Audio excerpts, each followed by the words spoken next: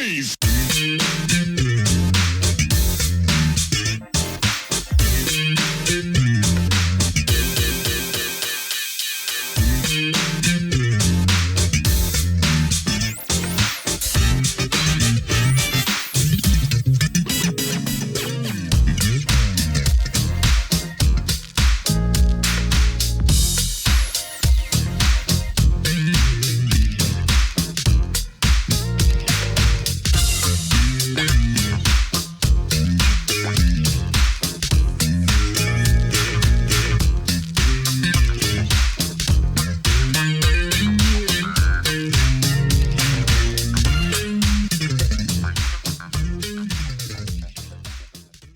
Welcome back to the next part of this Truth and Rhythm episode.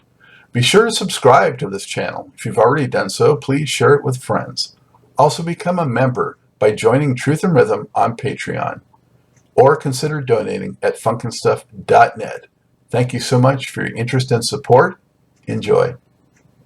Hey, in case you weren't aware, I want to call your attention to a brand new store on the funknstuff.net website that has fantastic gear for your funk, soul, R&B artists. You got to go check it out. Very cool shirts like this. Look at this. All the classic bands dressed like Dr. GX. Go to funknstuff.net. Go to the merchandise store. It's not only shirts, but also hoodies and all kinds of gear, mugs, backpack, writing pads, what have you. Support these artists and support the show. Support Truth and Rhythm. I love this thing, and there's so many cool designs there. Show the world your support and love for these incredible artists that have brought us so much wonderful music throughout the years. Funk it up right now at the funknstuff.net store with Truth and Rhythm apparel and all kinds of merchandise and gear from your favorite artists of all time. Peace and funk. So what transpired to get Prince involved with your next solo project, The Unexpected? How was that brought to fruition?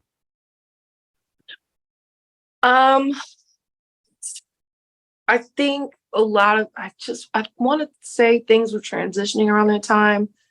And I had asked him, I was like, I write, and there's a song that I have. It's called Why Do You Lie? And he was like, yeah. I was like, mm-hmm. And he was like, he's like, what do you write? I was like, I got a lot of songs, man. Like, this is one side of me. Like, I'm shy and I'm here and I'm doing a job, but I'm a totally different person. I'm doing my own thing. He was like, all right. So I gave him some of my songs or whatever, and there wasn't any music to them. But I think when my management at the time, we're like, let's just put out Why Do You Lie? Let's just put it out. He'll hear it at some point. So I think I did. I put out Why Do You Lie? And then he heard it. I'm trying to think, it was on Spotify went out then. Anyway, he heard the track. He called me up and was like, now that? He's like, what else you got? And I was like, oh man, I got a lot of stuff, and a lot of songs I had written years back that I just had never worked out, with my band. I never had time because I was in MPG and I really put a lot of stuff on hold. I didn't do any of my stuff then anymore, but I still had songs I had written. And so I brought them to him and he was like, so what's your concept? Like, what do you want to do? What do you want to talk about? What's your story? Like, he kept asking me that. And I was like, concept, story. I like the whole like Isaac Hayes vibe. Like, I wanted to tell a story. Like, I like Cleopatra Jones. That's one of my favorite movies. Like, if I could write a score to that, this is what it would be. And that's when the album came out. Like all the songs on the album, especially Your Show, the one that we both co-wrote together. It moved so the feeling of getting the album done, it went so fast, and he trusted what I wanted to do. He was like, do you want to record this here at Paisley? He's like, I got you, I'll help you out. Do you want to record it at Paisley, or you want to record it back in Portland? I said, I want to record it back in Portland, just because my energy was there, the vibe was already there, and I didn't want it to feel like I was so hell bent on wanting to make sure that like I'm showing my teacher, I got this. You know what I mean? Just let me do this first. And when when I get it done, I can present it to you and you tell me what you think. That's what happened. And we recorded a lot of it in Portland, and Phil Lassiter wrote a lot of those killing horn parts for the MPG horns. And I was super proud of that album. I was super, super, super proud because I really took everything that I felt he taught me in the time leading up to that. Like, okay, here's everything that I feel like that, I've been listening, and here it is. And he's just like, he was so happy. He was super happy with it. There's some things he would change and tweak, and he would say, I think you should do this. And I think you should bring the horns in earlier. I think you should cut the songs here and there. But for the most part, he was really happy with it. And yeah, he was really happy. Really happy. Mm-hmm. Yeah, well, it was very impressive. And definitely, more of a rock edge than the first one. And yeah, I'm thinking, it sounds like you already had some of that in your personal tastes, but I think Prince probably helped bring that out a little bit more too, or made you feel comfortable and confident in adding that to what you do. Absolutely. I think so. I think the thing is that people would come and see my shows live and the energy would not match what the album was. It was kind of strange because I was recording different than what people will mostly see on stage. So you see all this high energy, and this album is good, but it was so much more relaxed than what you would see on stage. So I was trying to capture what I do on stage in that album Unexpected, at least some of the confidence that I had gained at the time to put it on that album. And absolutely, I learned a lot of that stuff from Prince. Absolutely, he gave me some more confidence to be, like, go ahead, because I was so impressed by the fact that he can just shift and change and move and morph how he wanted to, I thought that's what I loved about it. Like, man, you will never be able to put him into a situation like what he can't do. And that's what I love about it so much, about him so much, is that he could just, just shape shift and whatever, And what was the genesis of the title track? Oh, the Unexpected. I was talking to my management at the time. I was like, man, there's so many different styles on this album. I need to call it the Unexpected because I don't think people would expect me to be like this, like with Why Do You Lie and some things. And Prince asked me, he's like, so what are you going to call it? I was like, I'm thinking I'm going to call it the Unexpected. And he was like, yeah. He was like, you got something for that yet? I was like, no. He was like, okay. Basically, like, he was like, give me a day.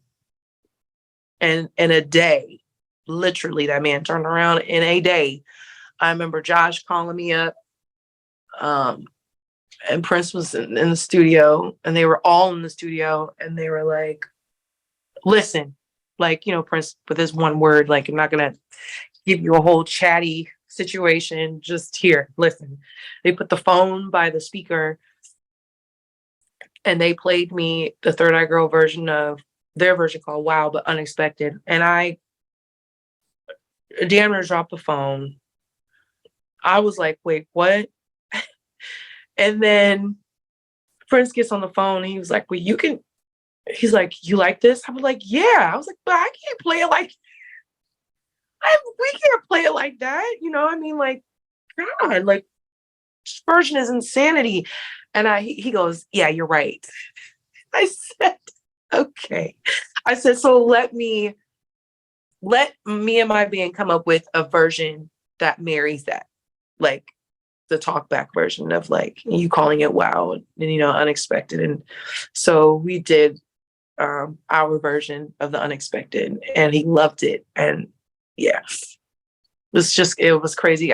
We had so much fun doing it because I was like, okay, so I'm telling the band like, okay, now we got to do this right.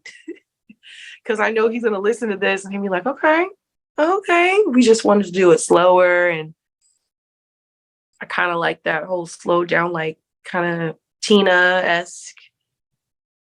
Remind me of how Tina sometimes she talks, kind of like Proud Mary in a Yeah. way. Like I wanted to feel like that, Rough and yeah. Right, that's right. Yeah. So yeah, it was really cool. It was very, very cool. So how much did you get to go out and perform those songs? A lot. That's one of my favorite songs. I love performing the unexpected. Like I love it. I played a lot of this record. I played a lot of this record, a lot of places. Yeah, I played it a lot of places, and I'm super, super, super, super proud of that album. Very proud. I mean, it was another probably process in my life and in my story where I feel like I've learned a lot more about who I was as an artist. Not necessarily all the way there, but I learned a lot more about the business. I think that was a testing point for me. Prince taught me a lot, but I learned a lot, especially about myself in that process. Of knowing who I am, who I truly am. In it. Mm-hmm. What about your aesthetic and your presentation and that kind of thing? How did you craft and develop or decide on that?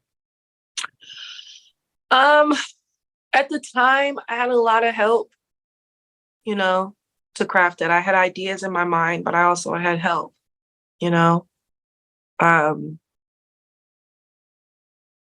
had a lot of help. I'll put it that way. And some of my aesthetic and ideas were there, but not all of them, and this is what I was saying. Like, I learned a lot about having creative control over the message that you want to put out as you are as an artist, like who you are as an individual. Like, some of that was there for me. And even like that for the first album, some of me was there aesthetically of who I felt like I really am. You know what I mean? So I had to learn. I'm not learning that anymore. I've graduated from that, but I had to learn that from this past album too, for the unexpected. Mm-hmm. And you got a lot of TV appearances out of it. I did. Yeah, that was crazy. I mean, it all came like a whirlwind. It was a flush, like to the point where, I mean, of course I was ready. I'm think about me. I'm ready to perform anytime. Mentally, I don't know. I don't know if I was really, it was just all came so fast, and they were amazing. They just were amazing performances. They really were. And I look back at them now, it's like, oh my God, they were just so in sync. Everybody and everything was so in sync, It was really incredible. It was an incredible time. It was. Mm-hmm. What was your last actual show with Prince where you were on stage and part of it? I think it was Paris. Third Eye Girl. Mm-hmm. Mm-hmm. And he's talking about, I think, of the last big show, something like that. That was in Paris for sure. Yep. Well, why did you stop doing those? It wasn't me that stopped it. It's what he wanted. I would be there from time to time. He asked me to come and sing, and I was there. And if he didn't need me to be there, I wasn't there. So did he just say I'm going in a different direction, or did his people tell you, or how did that? No, he would tell us. I mean, it's like this. If you get the call, you get the call. Be ready when you get the call. You could be there one day and you won't be there the next day. Like, if you're ready, you always gonna be ready. Stay ready. Sometimes he liked to change and he liked to morph into doing different things. I understand that completely. I get it. you know. He would call and be like, oh, I'm doing this, and can you come and sing like SNL? When we did SNL with Third Eye Girl. He asked me like last minute to come in and do some background parts. And I was like, sure, no problem. Like, I mean, last minute. So absolutely, so I think the thing for me, it was like, I like that he liked to wanted to change and flow and do whatever, you know what I mean? Like, if we was there, we was ready to get the call when we needed to get the call, you know? So. Mhm. And you can't take it personally, right? You got to just roll with it. Gotta roll with it. I mean, like him, you got to roll with a person like him, you gotta roll with it. He's a creator. He's gonna constantly change. You gotta, for me, I guess I just gotta understand the vibe in which he wanted to try and shift and move and do different things. Of course we will be, I would be, I gotta stop speaking of other people, but of course I would be like, oh my God, I wish I could have sang on blah, blah, blah, or I wish I could have been there. Of course, that's a natural feeling. Of course you want to be there to be singing with him, but that's not what he wanted. That's not what his ears, his heart, his mind, soul felt. It's all good. Mm-hmm. Yeah. And how mad can you get at somebody who can really do anything himself if he wants to, pretty much? Period. That's that whole part. Pretty much. He can take care of it himself, You're absolutely right. And that's the thing. It's like, as a creative, he listened to his spirit and he floated how he wanted to float, And I was just happy to be just a little speck, a little person in the energy that he wanted to create. Like, really, he did wonders for my life, that I will take on with me forever. That's for sure. Is there any particular lesson that you think you picked up from him, or advice maybe that he actually told you? He always gave advice. Always. But I guess for me, I'm still learning, to be honest with you. I'm still learning how to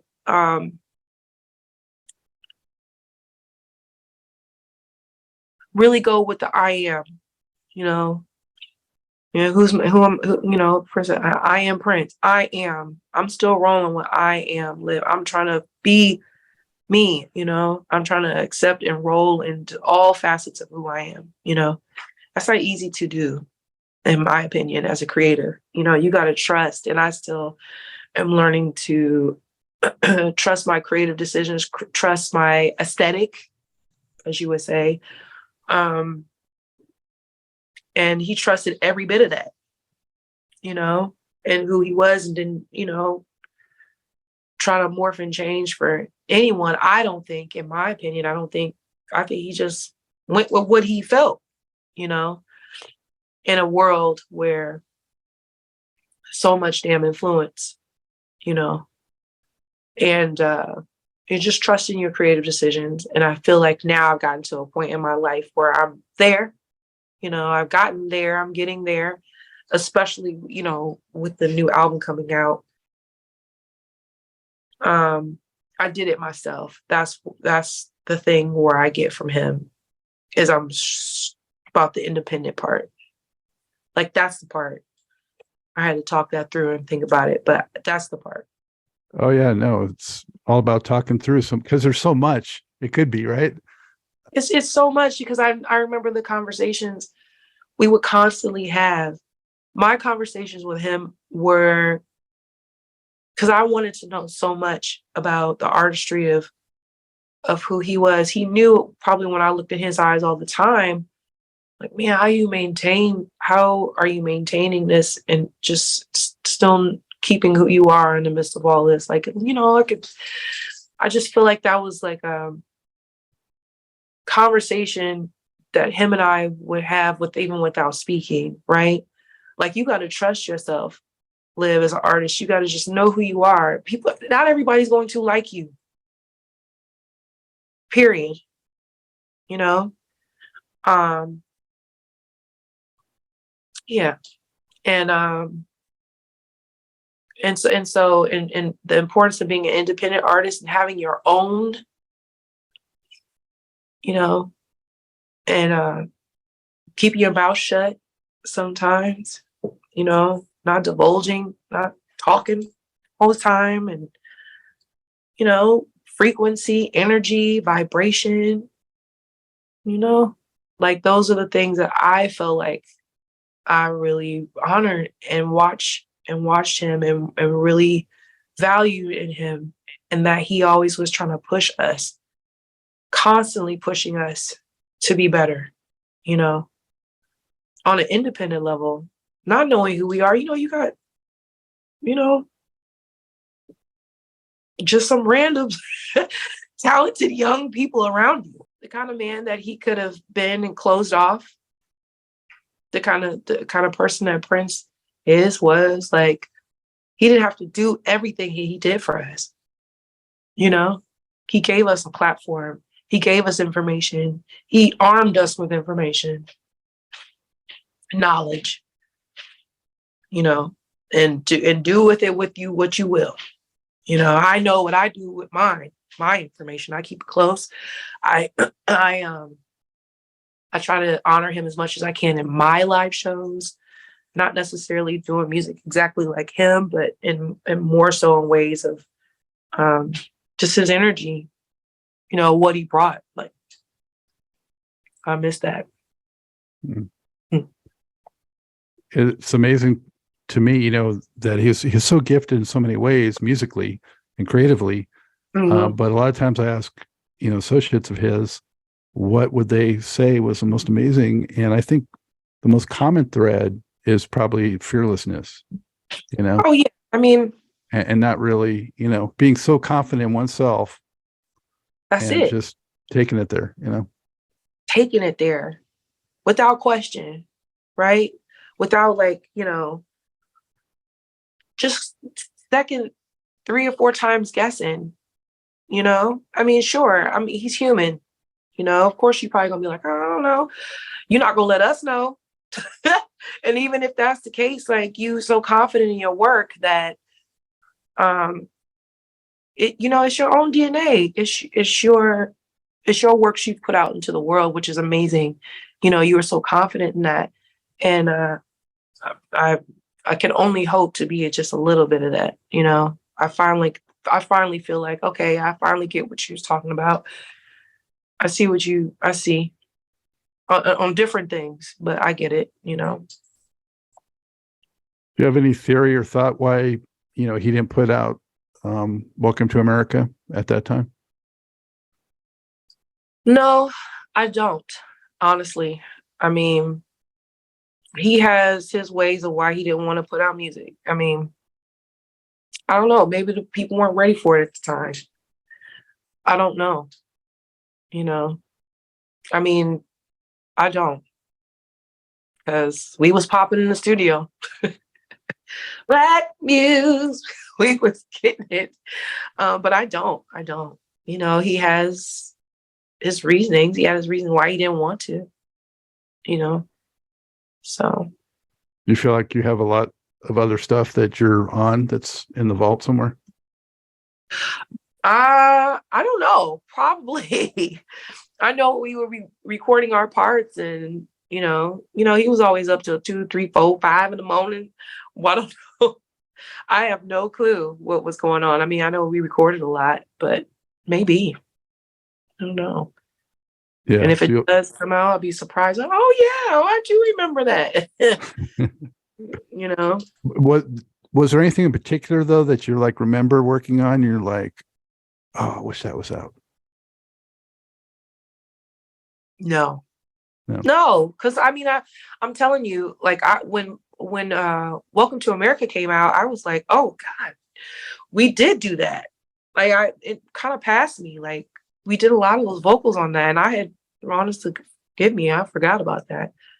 And when it came out, I was like, oh God, I called Elise. I'm like, do you remember we did all this? And yeah, it's crazy. Mm-hmm. Well, Well, Liv, tell us a little bit about the record that's coming next. What can you tell us? Oh, I'm so excited about this album.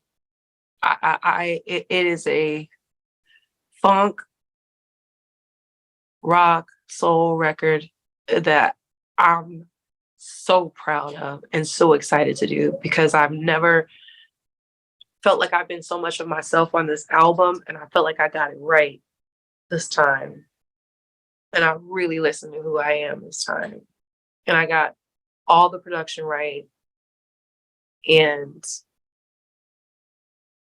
yeah, it's pretty incredible. And I just feel like, yes, finally, you know, like it's something I'm proud of. Not that I wasn't proud of my other albums, but it's something I was like super, super proud of, you know. Yeah, it's Ryan Waters, J Mac, and Marlon Patton are primarily writers on it.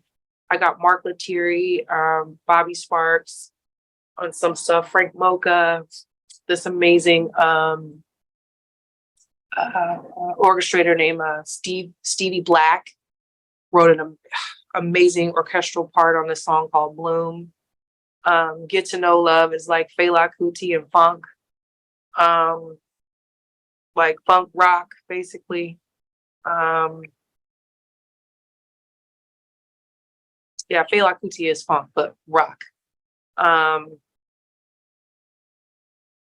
It's so exciting. I'm really excited. And then I'm doing a cover of a June Moon cover that the producer I worked with doing a June Moon project out of Paris.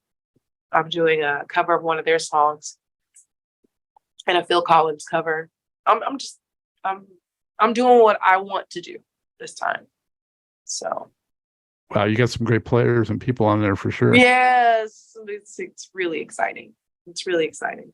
What's the anticipated estimate for September? Mm-hmm. Wow, Yeah, that'll be a nice way to kick off the fall. Yes, I can finally say that with surety, assurance is September. Yes, it's a long time coming too. Ooh, it's been a trial, but I got here. Wow, really looking forward to it. Thank you. And I'm glad you mentioned June Moon, because I wanted to bring that to people's attention too, in case they're not aware of it. It's not on the radar.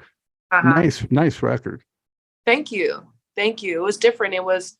I love that project with them. Julian is an amazing producer.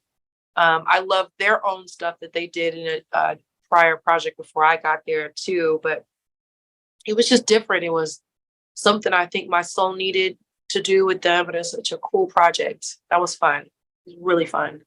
A little jazzier than yeah. It reminded me a little bit more of like my first album kind of energy a little. So yeah, so people check that out. That came out in 2020. Yeah. Chrysalis. Yeah. That's Very right. cool. Very cool stuff. Thank you. Welcome. Well deserved. And is there something else I want to make sure that I went through all your props here? Oh, bless. That's nice of you. Yeah. Well, so, having gone through this career up to this point, Liv, what would you say you're most proud of accomplishing in your music career? I'm most proud of the fact that I'm still writing. I'm most proud that I'm still doing it.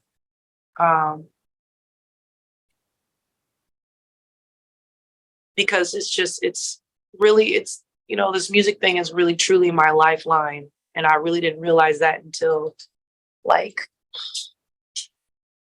2 years ago when COVID hit and stuff. And I kind of was super lost. Trying to decide like what is the thing that really makes me go. I think I'm just so proud of the fact that I've stuck with it. I've stuck with the creative aspect of it all. And keeping my wits about me, trying to stay grounded. I'm really most proud of that. Really, because it could take a toll. It can take a bit out of you, especially if this is your career. You know, and it's something that also something, it's your career, but you love it. I love it. I love doing this. This is what I love to do. I love to be a creator. I love to write, and I love to perform. So I'm proud of.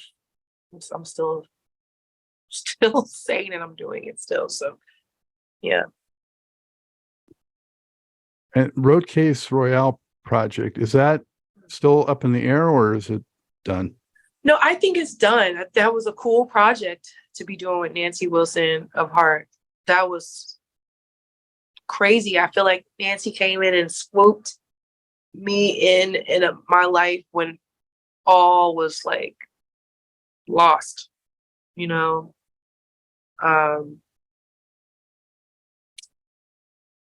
It was needed, you know, and Nancy is I really love her.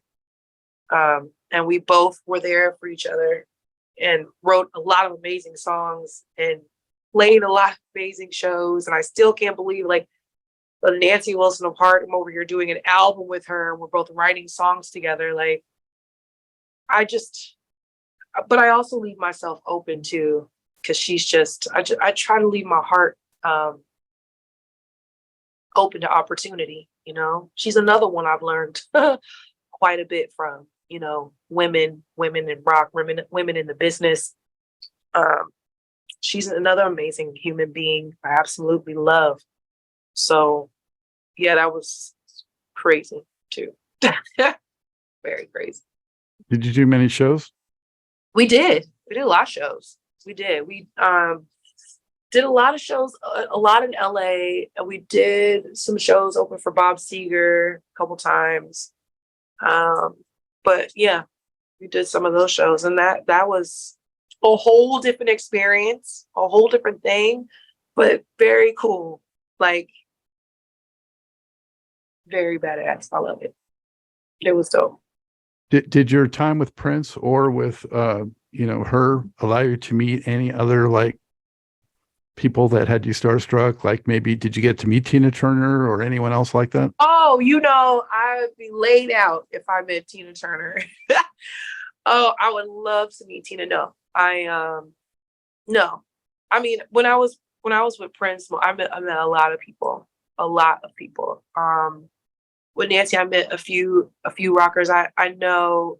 I met Alice in Chains, some of the people from Alice in Chains, Pearl Jam, some other folks. I can't think of them right now, but that's a totally different lane and world and Pacific Northwest rockers. Yeah. Yeah, exactly. That's a whole different thing.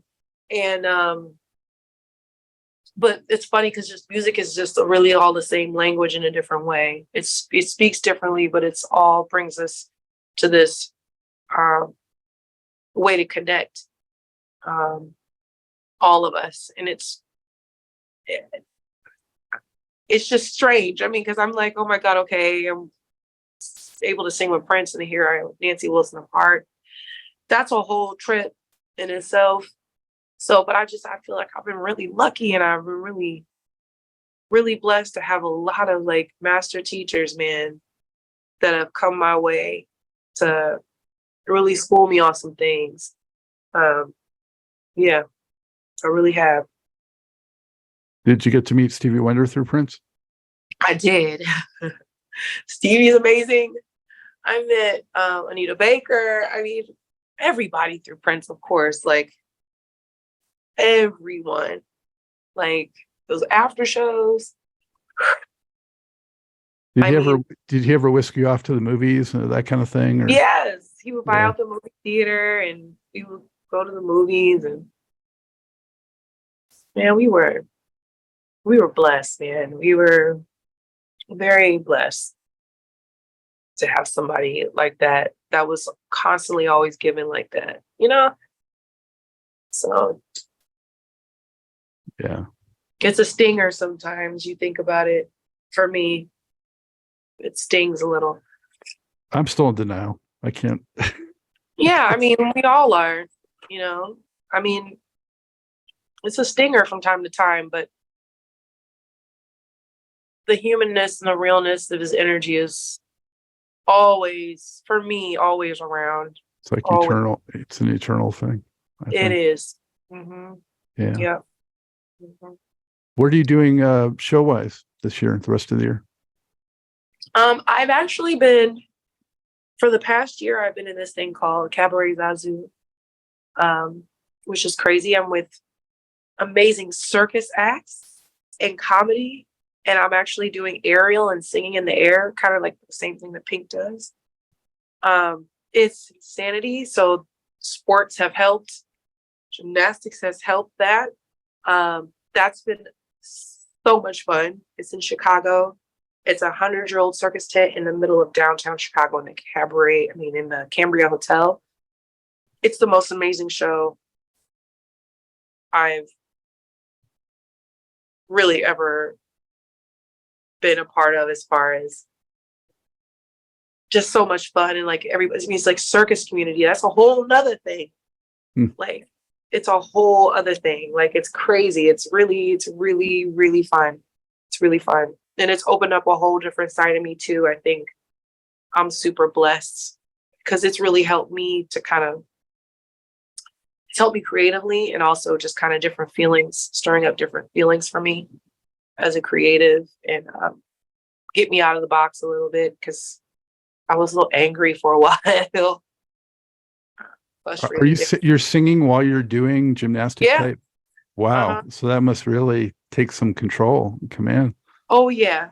I've been training for it for over a year. And yeah, it's been a lot. That's a long ways from lip syncing, you know? Yeah. No, she does not lip sync. No, it's pretty intense. I mean, we do the show 6 times a week. It's pretty intense. It's really Wow. great. Yeah, it's really fun. Really fun. Well, once your record comes out, though, do you anticipate doing some shows? Oh yeah, yeah. I'm planning on going on tour. The last show for me here at Cabaret Zazu is in July, so I'm finished with that, and then I'm gonna be on the road with my album and gearing up, because this one I've been planning for and praying for a long time, for it to tell the story the way that I've been wanting to, for a long time, and so it's working out. So far, so good now. So, Do you think you will do any Prince songs in your set? of course, yes, we will. We like to do them our way, but we like to flip them our way.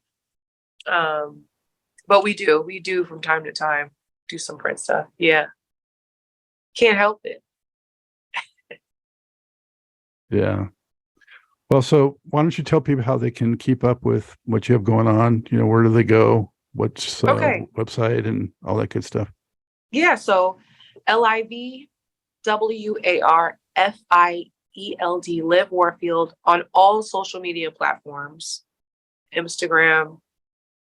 I'm not a TikToker. Facebook. All of them. You can find me there. And then livwarfieldofficial.com is where you can find all my stuff on tour, merch, all of it. I'm really more so active on Instagram. And you can find a lot of my stuff there, because it's kind of hard to keep up, but I gotta be better about it. So I have an album I'm coming out with, so I gotta be better about that. But you can find me on all those. Fantastic. All right. Well, it's been so much fun talking, Liv, and thank you for sharing, and thank you for all the great music, and just Thank you, Scott. Thank you for having me on. Appreciate it. I will let you know when this is going to post. You can share, do what you want with it. Maybe give you something. You're not posting that much, you said, so Yeah, exactly. Some more content, right? Yeah. Well, Thank you. I hope somehow we'll cross paths eventually, and Absolutely. I'll give you some feedback if you want it once I hear the record. Oh, please. Are you going Please. to put out a single ahead of it, do you think, or? I think so. Yeah, it'll be on vinyl. Yeah, I they're trying to decide. I think there is going to be a single, It's gonna probably get them out in July. So I'm like kind of crunch time now. I have to deliver it to them by the 1st of April. So I have a few more things I'm tweaking right now, but it's such a good album. It's a really great one. I'm excited about it. Very cool. Yeah, thank All right. you. Get over that cold and Thank you. Thank you take much. care. All right. All right, you too. Bye. Bye. I hope you enjoyed this episode of Truth in Rhythm. A big thank you goes out to our guest as well as to you, the viewer and listener. Also, much gratitude to Pleasure for supplying the show's funky opening and closing music. As a reminder, you can always access the complete list of linked shows by episode at funkandstuff.net. I urge you to support this program and receive the extra benefits along with that by subscribing to the Funk and Stuff channel on YouTube and sharing it with funk, R&B, and jazz lovers, joining Truth and Rhythm's membership program at Patreon, submitting a donation at funkandstuff.net, buying Everything is on the One, the First Guide to Funk book at Amazon, shopping at the Funky Things store for cool merchandise at funkandstuff.net, and linking through funkandstuff.net for all of your Amazon purchases. In addition, if you're an artist or anyone seeking proven, results-oriented professional marketing, PR, writing, or editing consultation or production, check out the media services section at funkandstuff.net. Also, I encourage you to drop me a line at scottg@funkandstuff.net. I love the feedback, suggestions, guest requests, appearance and sponsorship inquiries, and just talking about my favorite subject, groove-based music. For now, and as always, this is Scott Dr. GX Goldfine saying, keep on vibing to the rhythm of the